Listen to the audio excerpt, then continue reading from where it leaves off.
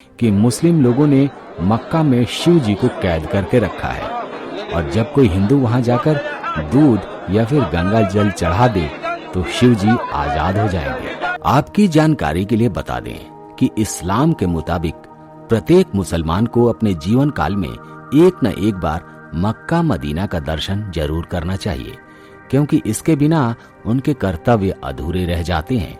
Mecca Medina मुस्लिमों के लिए खास है, क्योंकि ऐसी मान्यता है कि पवित्र मक्का मदीना की पावन जमीन से ही पवित्र इस्लामी ग्रंथ यानी आसमानी किताब कुरान शरीफ की घोषणा की गई थी। माना जाता है कि पैगंबर मोहम्मद साहब का जन्म इसी स्थान पर हुआ था और हर साल लाखों लोग अपने पापों का प्रायश्चित करने के लिए यहाँ आते हैं। मक्का में एक क्यू आकार का काबा भी मौजूद है, जिसका हज यात्री 7 बार परिक्रमा करते हैं, क्योंकि इस्लाम धर्म में ऐसा मान्यता है कि ऐसा करने से ही अल्लाह को हज यात्रा मंजूर होती है। जलवायु की दृष्टि से सऊदी अरब में मौजूद यह स्थान सबसे गर्म रेगिस्तानों के बीचों बीच स्थित है। आपको जानकर बेहद हैरानी होगी, लेकिन सऊदी अरब की ज्यादातर जमीनें अनउपजाऊ हैं, जहां पर हर साल ना के बराबर बारिश होती है। लेकिन इसके बावजूद यहाँ रेगिस्तान के बीचों बीच में एक कुआं मौजूद है, जिसे जमझम कहा जाता है, जिस पर वैज्ञानिक आज भी रिसर्च कर रहे हैं कि आखिर इस कुएं में पानी कहां से आता है। चलिए सबसे पहले बात करते हैं काबा के इतिहास की। आखिर काबा को किसने बनवाया, कैसे बनवाया और कब बना? इस्लामिक धर्म ग्रंथ अनुसार काबा को खुदा के हुक्म पर बनाया गया था। आपकी जानकारी के लिए बता दें कि खुदा ने इब्राहिम से उनके बेटे की कुर्बानी मांगी थी। उसके बाद इब्राहिम ने बिना कुछ सोचे विचार किए अपने बेटे की कुर्बानी दे दी थी। मगर जब खुदा ने देखा कि इब्राहिम ने बिना कुछ सोच विचार किए ही अपने बेटे की कुर्बानी दे दी, तो खुदा ने इब्राहिम को पैगंबर बनाया और साथ ही उनके लिए घर भी बनवाया। इस्लामिक धर्म ग्रंथों में इस बात का वर्णन भी मिलता है कि जैसी काबा की जमीन है, ठीक वैसी ही जमीन जन्नत में भी मौजूद है। यहाँ रोजाना 70,000 फरिश्ते उसकी परिक्रमा करते हैं। यहाँ आपको जानकर थोड़ी सी हैरानी होगी, मगर काबा का निर्माण एक बार नहीं, 2 बार नहीं, बल्कि कई बार किया जा चुका है। बताया जाता है कि काबा कभी किसी आपदा की वजह से तो कभी किसी आक्रमण की वजह से नुकसान का शिकार होता रहा है, जिस वजह से इसे बनवाना पड़ा है। आज इस तस्वीर में जिस काबा को आप देख रहे हैं, असल में ये पहले ऐसा नहीं था। बता दें कि आखिर में 1996 में इसमें बदलाव किया गया था। वैसे जब आखिरी बार इसमें बदलाव किया गया था, उस दौरान उसमें बहुत सारी मॉडर्न चीजों का भी यूज किया गया। इसे कुछ इस कदर बनाया गया कि कोई भी आपदा इसको छू न सके।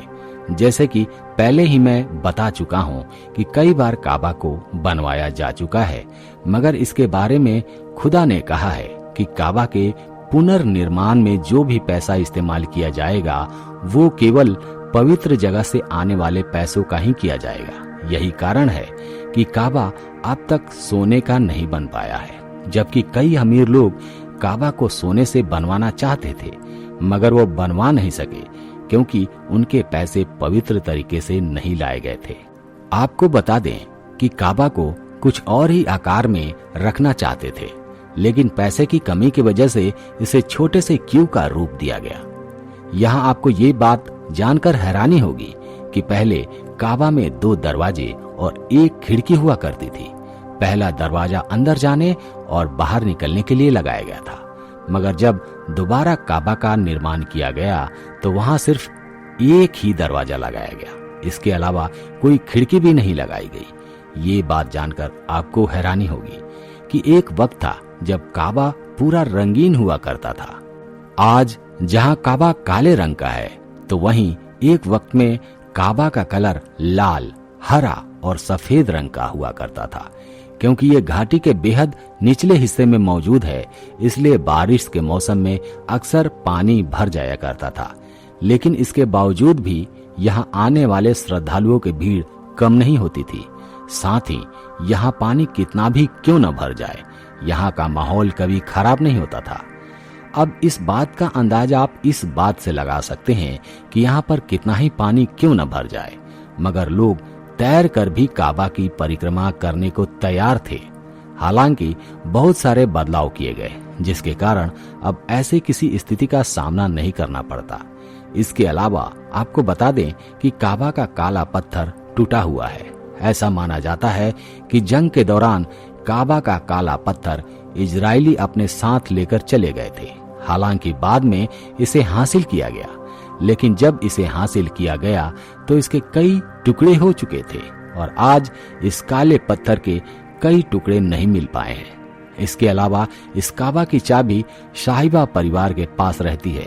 बिना उनकी अनुमति के कोई भी काबा में दाखिल नहीं हो सकता, इसलिए काबा के अंदर जाने से पहले शाहिबा परिवार से अनुमति लेनी पड़ती है। चलिए अब बात मक्का शहर में मौजूद कुएं से निकलने वाले जमजम के पानी के बारे में करते हैं।